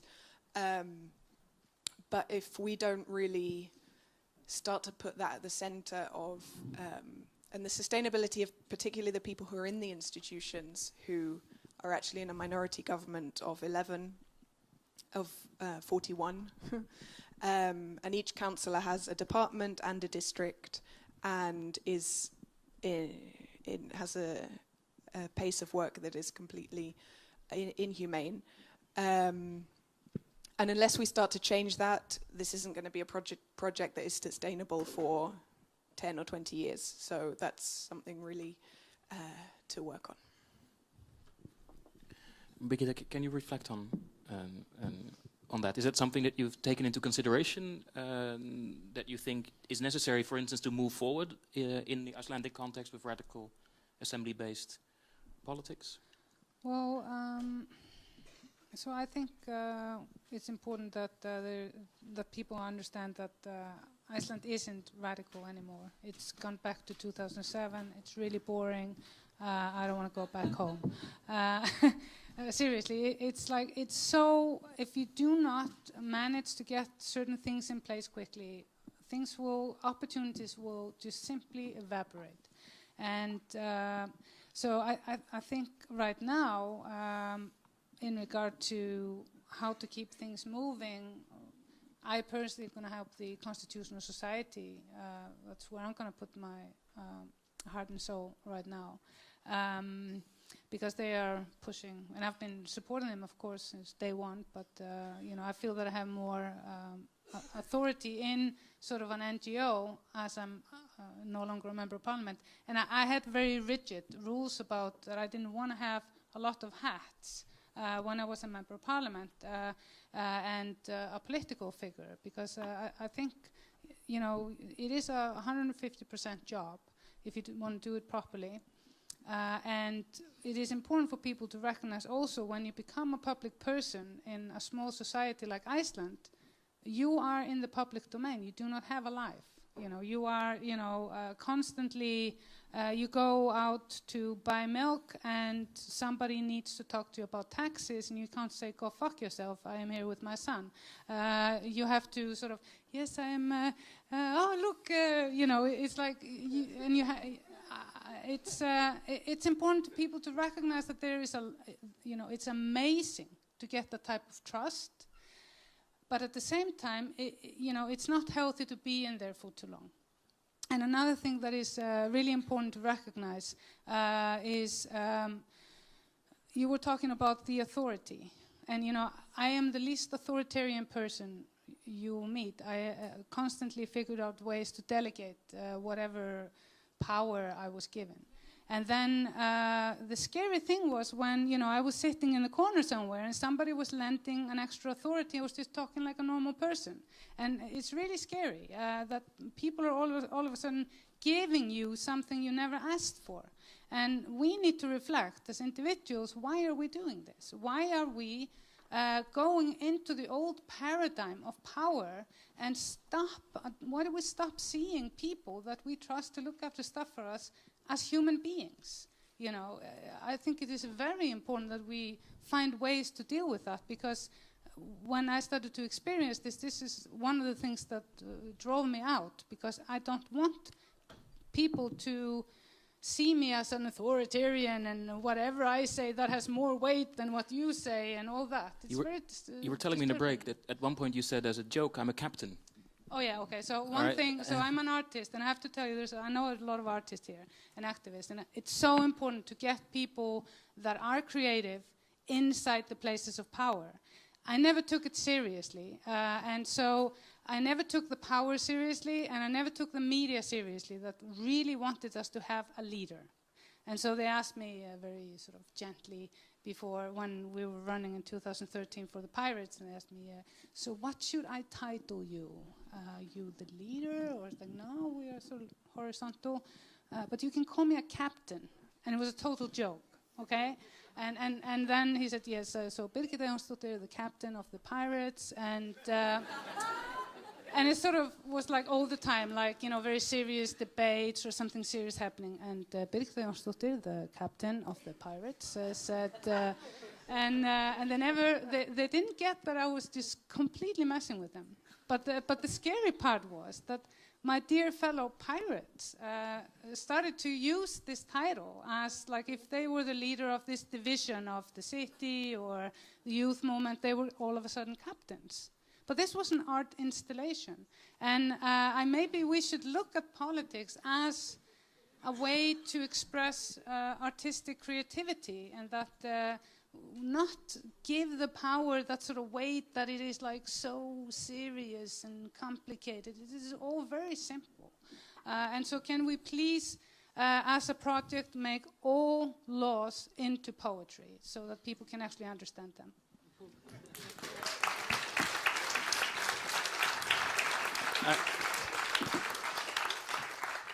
At this point, I want to start opening it up towards the audience. And whilst microphones, am I the one? Yes. I just want to highlight one point at KUCHENGA's point that the leaderful politics also came out of a detailed reading of the history of the violence that was done to leaders and the dangers of being singled out. Yeah. So these experiences mutually inform each other and mutually sharpen each other's strategies. And I think what Kate also highlighted is the moment when we provincialize assemblism. It becomes really easy to become tired, and when you become tired in a single location, that means that the flame threatens to be extinguished. Whereas if you see it as instances of something that you can learn from and draw energy from, you might create something a little more distributed than just focusing all on single individuals, be they captains or not. Yeah, or leaderful. Yes, exactly. All right. Yeah, we have a question. There's a question here. Thank you for sharing your experience with us. This was really interesting to hear the tactics, the lessons learned, and that brings me to a very practical question, which is really, if you think of the challenges you have in saying assembling is quite tricky, it's difficult, it's a skill, and the effectiveness depends on the momentum, you know, the conditions, but also the skills of people involved in this. So let's talk about a curriculum. If you want to have training for people who are like, okay, we want to assemble, what elements could this curriculum have? Awesome. Shall I collect maybe one more question and then, or actually, let's do these two and then we can see who. Thank you. Yeah, just really quick. You touched tangentially on the topic of media and how they interface with the party, but I can imagine that you all had different experiences. And I was wondering how much the relationship that they have with you, or the way that they try to stuck you in certain images, can limit your outreach. Is this directed at a specific? Directed, I guess. I don't know. All of them? Yeah. All of them. Yeah. Thank you. Yeah. There goes the authority of the microphone. Yeah, you're never getting that back. No. You want to have it? Yes. Yeah. Let's have one more, and then we can do a round of answers. Then we'll do another round of questions. Yeah. Hello, Hans Sakkers from Utrecht. I have a question about Barcelona, because you all four have a narrative that the new is very exciting and things should be new. But in Barcelona, you have, of course, the challenge also that you have a coalition now that is not Partit Popular and not Social Democrats based anymore. But for us in Europe, Barcelona did very well as a city, as a very progressive city from the Olympic Games till what Mr. Clot did as mayor, and he's still famous. And why do you want to make this, to skip this kind of history and not using the knowledge of the institutional knowledge of the Social Democrats? Why is this so? Why do you want to be so revolutionary, but there is so much knowledge in this city and a tradition that is also very progressive? So what is this kind of starting again, totally from the beginning, helping you to do the thing that you're saying that you want to reach in practice? If I may bend this into some sort of a practical thing, I suggest we start with the last question first. Just a side note, I think that in your contribution, it is rooted in histories of protest, but take this in the broader sense that you want to take it. And afterwards, we're going to go to the curriculum and media question. I'm not sure exactly what it was that I said that made you think that, because I don't think that's true. Firstly, a lot of our election campaign and a lot of our political discourse is very much rooted in Barcelona's radical past, much before the 90s, in fact, and the Republican tradition. And so we're always drawing on that radical history of the city. And even today, talking about Social Democrats, we have one of our main people that we've hired in City Hall, who's the guy who kind of organizes the whole internal machinery of City Hall, is somebody who previously worked for the Barcelona Socialist Party. And so we're very much about focusing on common goals and beyond party affiliation, and very much about bringing in knowledge from all different backgrounds. So I hope that that clears that up. And I just want to say one thing about the skills. I would really recommend Marea Atlántica, which is the municipalist platform in Coruña, which is one of my favorites. Their feminist group has done a really great 10-point list of recommendations for men participating in assemblies, which is really, really good. I've translated it into English from Galician, although I don't actually speak Galician, but they've told me that the translation is fine. You can find it on, we have a Medium blog, so if you Google Medium and Marea Atlántica Feminist Assemblies, I'm sure it will come up. Asking for a friend, could you give an example of those? So one of them is, before opening up the floor to discussion, leave like a break of like a minute so that everyone can just think about what they might want to say.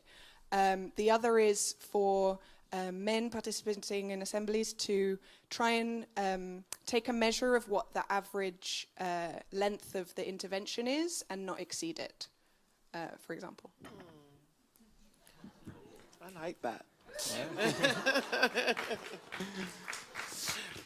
Yeah, that's incredible. I want to pick up on the curriculum and to also underscore the importance of autodidactism, being an autodidact and teaching oneself. I think it's really important because I mentioned Marsha P. Johnson earlier, to credit the work of Raina Gossett, who did a lot of research work in unearthing the stories of Marsha P. Johnson, and Sylvia Rivera has expressed online how transformative an experience that was for her. And I also know that for Black Lives Matter as an organisation, that we share a lot of posts. I shared a post about like online courses and stuff. You know, there was there was a list of these university courses that were all free. And I think that's really important to share to the wider world so that people have the freedom to learn, particularly within their own time as well, and to encourage people to fill in any gaps that they might have missed because of difficulties in their lives. And even though I said at the beginning that we wouldn't be sitting down for coffee and croissants with any politicians, I think I would say that I was really encouraged by Michelle Obama's work whilst in government about educating women and girls globally. I think that's really important to underline that, that is something that is very much necessary. But yeah, I think there are more and more online resources to share widely, and we also, but in saying that, it's really important to state that that not everyone has access to Wi-Fi, that not everyone has access to computers, and so we do have to do our best to increase literacy generally, and to think about how we can democratize education for everyone moving forward. And can I follow up on the question on the media? Because you explicitly referenced the potential that new forms of media expression have for the movement in which you're active.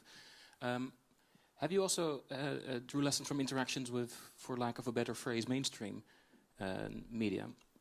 So say this again? So have you what are your experiences with mainstream media? The way in which, for instance, Black Lives Matter is covered in national newspapers, or I think because of the tendency for mainstream media to paint Black Lives Matter as a terrorist organization, and so that one has to be like really judicious, because I think the idea of Black people, women becoming educated and becoming powerful is really threatening. So I think having new media with which to share your message is really important, so that you're able to control your own narrative. But at the same time, we have had some success with sharing articles in mainstream media, because obviously they do have reach, and it is important to get at, important to communicate with people outside of the far left radical communities that it's quite easy to have access to. So yeah, I think I don't know. To be honest, I'm a Black trans woman. I never really feel like I'm ever going to be accepted on the inside. So it's really hard for me to think, oh, what would I do if I was in that position? Because I don't feel like those institutions are ready for someone like me with open arms. And I think that the new media and Black Lives Matter and all the other organizations I've mentioned have been welcoming. So I feel completely fine now being marginal, but not feeling like a minority. I feel like my voice is really powerful. Thank you.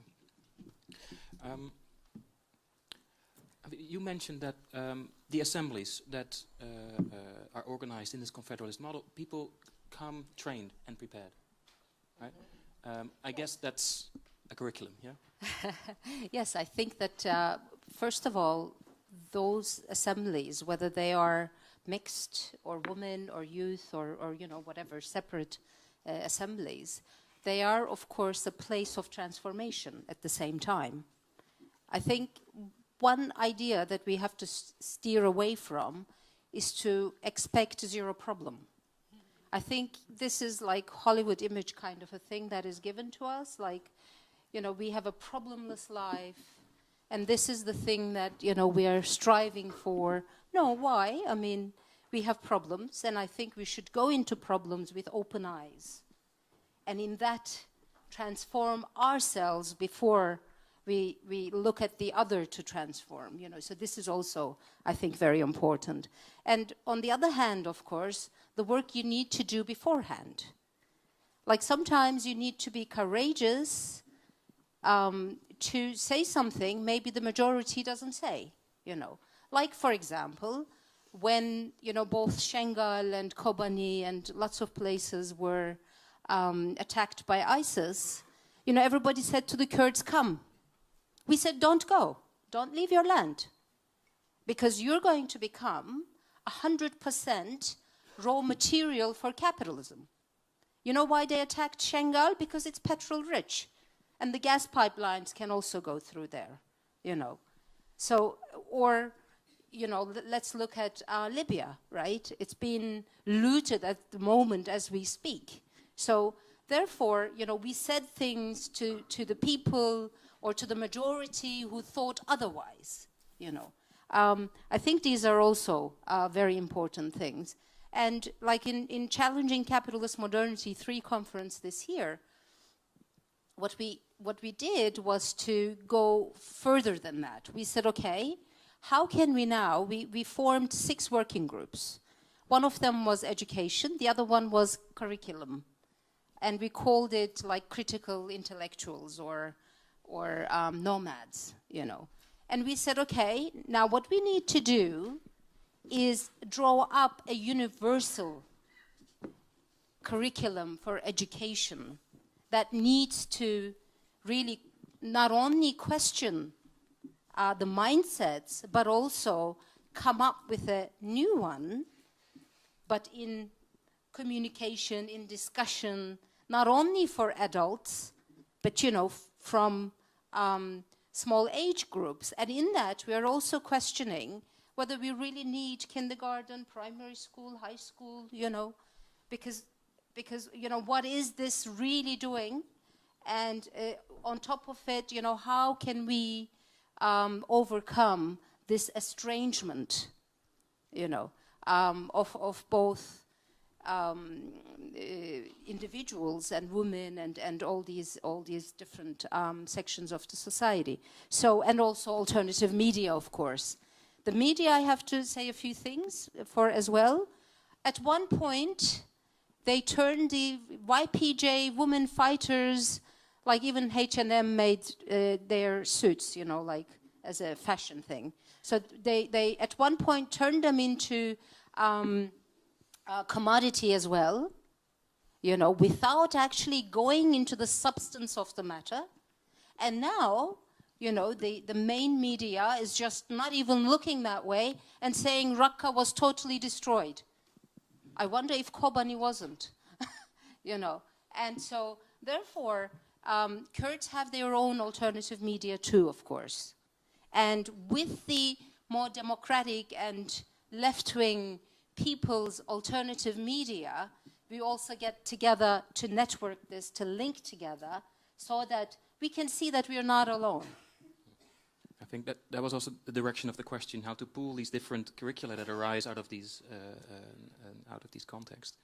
And I think if we are burning out, we're doing something wrong. I mean, we know why Parliament is a burnout, because that's what it is. You know, it's not. Democracy is not being done there. No, but it's not only that. It is. I know so many activists, people that were working with telecomics and so forth, that just got totally burnt out because there's a lot of pressure, and they were doing really right things. It has nothing to do with that. It's just like a lot of pressure and no way to, you know, leave it. And with this endless interconnectivity that we are living in, the pressure is so much. So, and if I may just answer the thing about the media, and because mainstream media is falling apart, and which is worrisome in some ways, because we used to have a lot of knowledge to go deep into stuff, like, you know, investigative journalism, and to be a very strong fourth power. But they really, I felt it so strong, they really tried to have an influence on our policies, or if we did not have policies, they sort of started this narrative that the Pirate Party had to have a policy in everything, instead of just focusing on the stuff that we're really good at. We're a brand new organization, and we are specialists in something that other parties don't have. And so, you know, I've always been an advocate. If somebody has a really great environmental policy, why not do that and just maybe add a little bit to it? I mean, why does every fucking party has to have a really new policy? What the fuck is that? Sorry, but it's ridiculous. It's a waste of resources and know-how, because you can find good, really good, deep stuff in every party. Even the parties you loathe, they have actually put a lot of research into stuff. And so everything becomes untouchable, and it's dangerous because we're running out of time as humanity, and we have to start to organize and work better together. And the media needs food, so they're always trying to make this sort of fake argumentative stuff, and if somebody sneezes the wrong way at somebody, then that's all of a sudden the headlines and so forth, and it is dangerous. Birgitta, I want to give KUCHENGA the short opportunity to respond. I got a note which was strategically... I didn't get to finish. I talked about the media, and then I want to talk about the assemblies. We were asked about that, and she had her time. So, sorry, I mean, it's like, yeah. So I also want to say about the assemblies. There are many different ways to extract knowledge from the many. And the assemblies are one thing. And then we have lots of other ways to do that. And it is important to use both the physical and the technological aspects in order to knowledge share between cities, states, and countries. That's all I want to say. And not everybody's a good moderator, by the way. I'm not pointing to you, but you're a great moderator. No offense taken. I'm all right. You're a great moderator. My but ego the thing is is intact. It's okay. No, but the thing is, no, you're really good. In regard to the assemblies, because you were talking about moderation, it is very important that to acknowledge that not everybody is good at everything. All right. Just a practical information. Jonas slipped me a note very strategically saying, you have until maximum 8:15 and no later. So we're reaching that. I want to continue, because you wanted to respond to the media point. Yeah, just a quick point on burnout, really. I feel very optimistic about that. The discourse on self-care has grown so much, and it's really important to know what our own personal limits are. We have seen in the history of resistance movements people really suffering because they feel like they're never doing enough. And I think I really subscribe. It's really important to subscribe to what Audre Lorde said, in that self-care is a radical act to look after yourself, to go and have a bath, to not feel like if you can take 3 months from doing protests, that you can go and look after your family, that you can go into the woods and have a walk every morning and put everything else to the side. Looking after yourself is really important, and we've got way too many examples of people not doing that, and many of us dealing with the consequences of people banning themselves out. I also wanted to talk about the end of respectability as well, because outside of traditional media, we are able to speak more freely.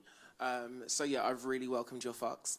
Also, I think it's really important because those people who are really marginal have found space. I think of someone who's an incredible heroine for me, T.S. Madison, who is an online broadcaster who has a fantastic community. And she's, a former sex worker who has so much to say about loving oneself and owning your stuff, and the issue of intellectual property, because she owns all of the rights to her pornography and stuff.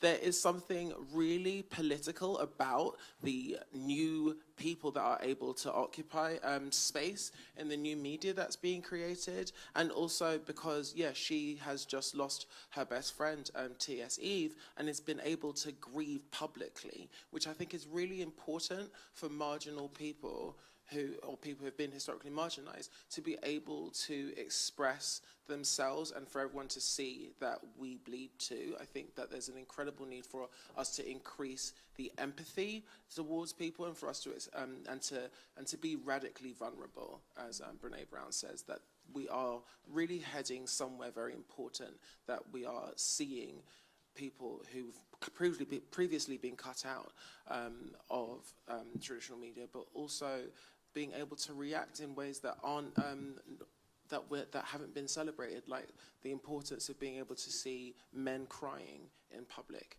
That's really important too.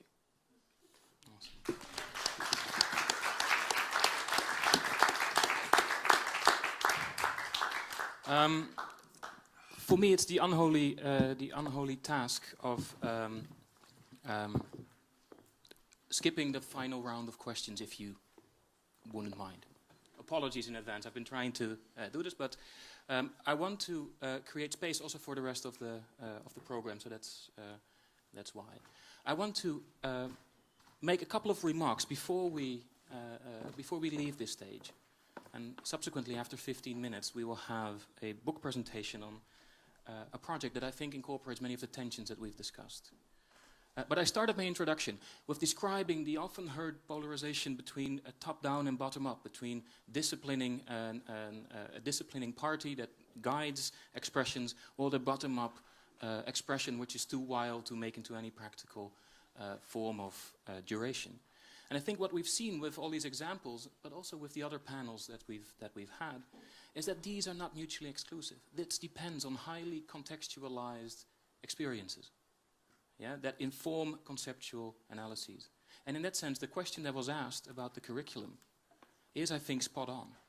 That one of the things that we see is a mutual enforcement of both top-down examples of the influence of state, party, the realities of parliamentary effects, and the realities of preparing a community to take power. But we've also seen the critical need for continued input from the bottom up. And these are not opposed, and we shouldn't, I think, redo the eternal question, are we communist or are we anarchist, in what way, shape or form? One of the things that, to return to Lorenzo's point, is that we should focus on interactions of what works in these contexts. What is specifically, how does a crisis create creativity in knowledge? How can you give that duration? What did people in Iceland find out that people in Barcelona are in the middle of? What does the example of a Kurdish armed struggle teach us? Not just about a region, not just about provincializing violence in a region that people would like to see as sort of isolated from the violence that takes place in other parts of the world. And what happens if we tie these processes together? Not necessarily to finish once and for all how the people should assemble, but how bottom-up processes and top-down power should inform themselves. So a Mobius strip is something that I keep having in my mind. That there are moments when power is reversed, and there are moments when this reversal itself becomes problematic. There are moments when celebrations of individual spokesmanship turns into the oppression of the people that made the movement possible. And there's moments when emancipatory movements turn into the oppression of tomorrow. And I think the only way in which we can negotiate that is, first of all, by acknowledging this constant change between bottom-up and top-down levels. But secondly, also not provincializing the assembly, but to keep it into mutual dialogue that informs conceptual analysis, but also practical regimes of action. Now, with that, I would like to ask you to give a round of applause to not just this panel, but also the panels that preceded it, the organizers. And after this applause has subsided, I'll give you two practical small notes. So, thank you.